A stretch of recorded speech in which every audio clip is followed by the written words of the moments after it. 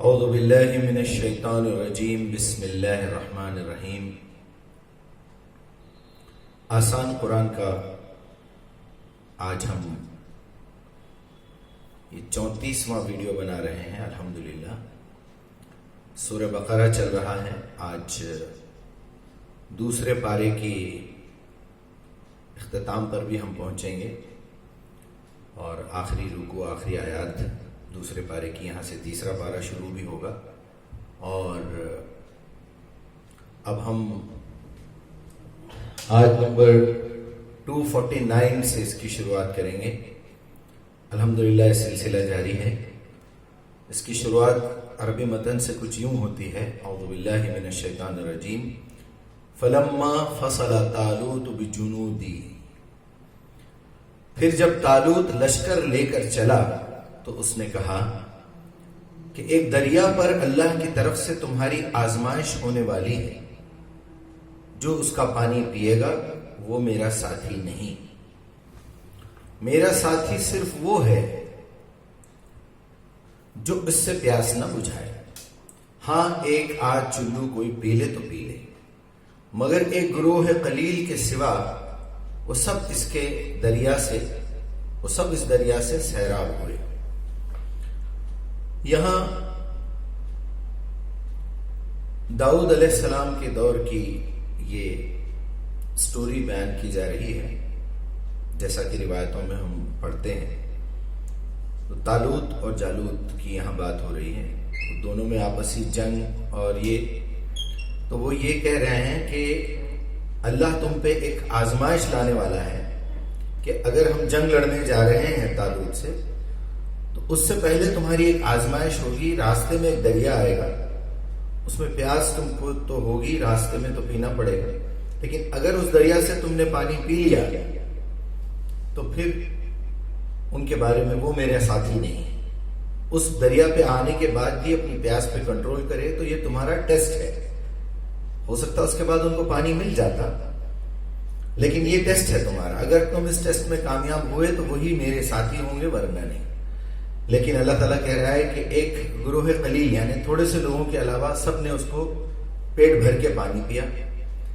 پھر آگے بڑھ رہے ہیں، اللہ تعالیٰ کہتا ہے کہ پھر جب طالوت اور اس کے ساتھی مسلمان دریا پار کر کے آگے بڑھے، یعنی جب طالوت اور اس کے ساتھی جو مسلمان تھے، فرما بردار تھے، دریا پار کر کے آگے بڑھے تو انہوں نے طالوت سے کہا کہ آج ہم میں جالوت اور اس کے لشکروں کا مقابلہ کرنے کی طاقت نہیں ہے۔ یعنی ایسا لگتا ہے پڑھنے سے کہ یہ وہی لوگ تھے جنہوں نے پانی پی لیا تھا،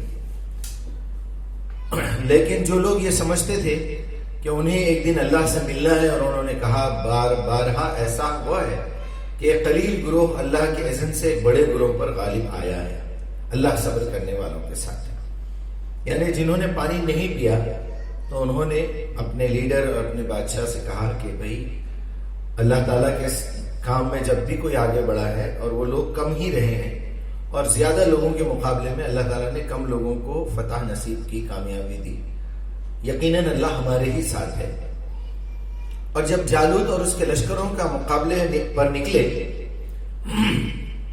تو انہوں نے دعا کی، اے ہمارے رب ہم پر صبر کا فیضان کر، ہمارے قدم جما دے اور اس کافر گروہ پر ہمیں فتح نصیب کر۔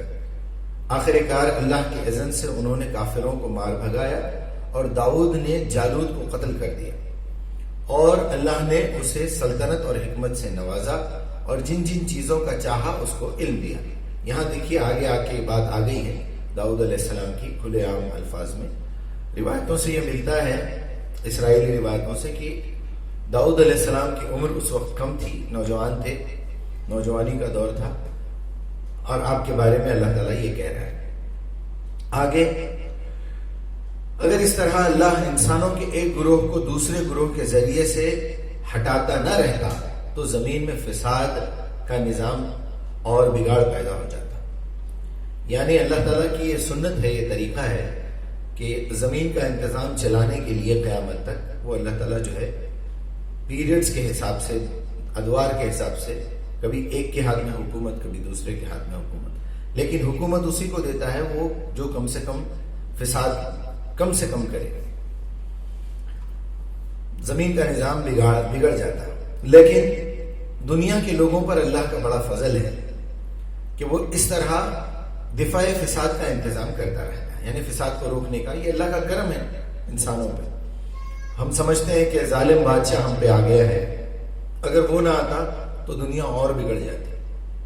اس سے یہ مطلب معلوم ہوتا ہے کہ یہ اللہ کی آیات ہیں جو ہم ٹھیک ٹھیک تم کو سنا رہے ہیں، اور تم یقیناً ان لوگوں میں سے ہو جو رسول بنا کر بھیجے گئے ہیں.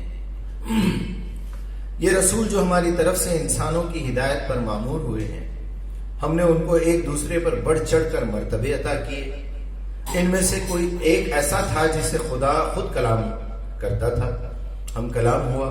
کسی کو اس نے دوسری حیثیتوں سے بلند درجے دیے، اور آخر کار عیسیٰ ابن مریم کو روشن نشانیاں عطا کی اور روح قدس سے یعنی صاف ستھری پاکیزہ روح سے اس کی مدد کی. اگر اللہ چاہتا تو ممکن نہ تھا کہ ان رسولوں کے بعد جو لوگ روشن نشانیاں دیکھ چکے تھے وہ آپس میں لڑتے، مگر اللہ کی مشیت یہ نہ تھی کہ لوگوں کو جبراً اختلاف سے روکے. اس وجہ سے انہوں نے باہم اختلاف کیا. پھر کوئی ایمان لایا اور کسی نے کفر کی راہ اختیار کی.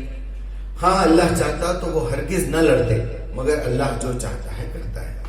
یہاں ایک بہت بہترین پوائنٹ ہمارے لیے ہے.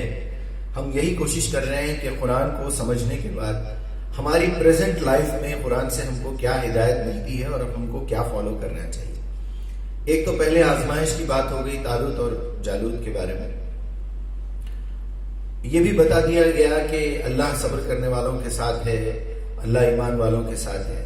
تیسرا پوائنٹ یہاں پر یہ ہے کہ اللہ تعالیٰ نے خود اپنے نبیوں پہ ایک دوسرے کو برتری دی ہے، لیکن یہ بات نبیوں کے ماننے والوں کے لیے آزمائش بن گئی اور اختلافات شروع ہو گئے. یہاں تک کہ نبی کے آنے کے بعد کھلی نشانیاں لے کر بھی اختلافات ہو گئے. پچھلے دور میں اختلافات کا ہونا پھر بھی مناسب اس لیے تھا کہ اس وقت انہوں نے کتاب میں رد و بدل کر دیا. لیکن افسوس کی بات یہ ہے کہ اس وقت یہ آخری امت ہے، یہ آخری نبی حضرت محمد صلی اللہ علیہ وسلم کی امت ہے، یہ آخری کتاب ہے، اور اس کتاب کو اللہ نے محفوظ بھی کر دیا ہے، اس کی ذمہ داری بھی لے لی. لیکن اس کے باوجود اختلافات ہیں. تو یہاں اللہ تعالیٰ یہ کہہ رہا ہے کہ اتنا سب کچھ بتانے کے بعد بھی وہ لوگ آپس میں لڑ پڑتے ہیں، اختلافات کرتے ہیں. اللہ چاہتا تو ان کو روک سکتا تھا، لیکن اللہ روکے گا نہیں، کیونکہ یہ اللہ کے انصاف کے خلاف بات ہے. تو یہاں مسلمانوں کو یہ چاہیے کہ اپنے اختلافات چھوڑیں، ذرا اوپر اٹھیں، ایک امت بنیں اور اپنے آپ کو صرف مسلمان کہیں کہ میں اللہ کا فرما بردار ہوں بس. اب اس میں جو جماعتیں، جو ڈفرینسز ہونا چاہیے وہ اس طرح ہونا چاہیے، آپس میں اختلاف نہ ہو. جس طرح گورنمنٹ سرونٹ ہے، ایک حصہ گورنمنٹ سرونٹ کا یہ ہے کہ وہ فوجی ہیں، بارڈر کی حفاظت کرتے ہیں. ایک حصہ پولیس ڈپارٹمنٹ کا ہے جو اندر کنٹرول کرتے ہیں. ایک حصہ میونسپل کارپوریشن کا ہے جو گلیوں کی، راستوں کی صفائی کرتے ہیں. اس طرح جو محکمے اور جو ڈپارٹمنٹس ہیں، ایک فائنانس ڈپارٹمنٹ سنبھالتا ہے. اس طرح مسلمانوں کے ایسے گروہ ہونا چاہیے جس کو فائنانس کی سمجھ ہو وہ ایک جماعت بنائے، جس کو سیاسی بصیرت ہو وہ ایک جماعت بنائے، اور جس کو لڑنا آتا ہو وہ بارڈر پہ لڑے، جنگ میں جا کے لڑے. جو گلی گلی صفائی کا اور یہ کرے وہ ایک جماعت ایسی ہو جو گھر گھر پہ جا کے لوگوں کو دین کی دعوت دے. تو ایسا ہونا چاہیے. یہ نہیں کہ ایک دوسرے کو کافر کہیں، اور یہ فرقہ وارانہ جو ہے یہ سوچ یہ غلط ہے. پھر ہم کو اور آگے بڑھنا ہے، اور آگے بڑھنے کے بعد وہاں جانا ہے کہ ہم ساری دنیا کے انسانوں کو اللہ کا فرما بردار بنائیں. اللہ تعالیٰ سے میری دعا ہے کہ ہم جو کچھ بھی پڑھ رہے ہیں اس کا صحیح مطلب ہمارے دل و دماغ میں بٹھا دیجئے، اور جو غلط ہے اس کو ہمارے دل و دماغ سے نکال دیجئے. ہمارے جو پرانے رسم و رواج چلے آ رہے ہیں ہم کو اس سے محفوظ رہنے کی توفیق عطا فرمائیے، اور ہمت دیجئے کہ ہم اللہ کی کتاب کو پڑھ کے، اللہ آپ کی کتاب کو پڑھ کے ہم اس کی کتاب کے مطابق، اس کے نبی کے مطابق اپنی زندگی گزاریں. ہم سے جو غلطیاں ہو جائیں اس سے اللہ تعالیٰ اپنے فضل و کرم سے معاف کرے. اور میں آپ سب سے گزارش کروں گا کہ چینل مسلسل دیکھیے، ایک نہیں 2-3 بار ایک ویڈیو کو دیکھیے، سنیے، روز ایک پارے کا ترجمہ پڑھیے، سنیے، سبسکرائب کیجیے، لائک کیجیے، شیئر کیجیے، اور اس کو زیادہ سے زیادہ پروموٹ کریے، اور دعا ضرور کریے. وآخر دعوانا الحمدللہ رب العالمین. السلام علیکم.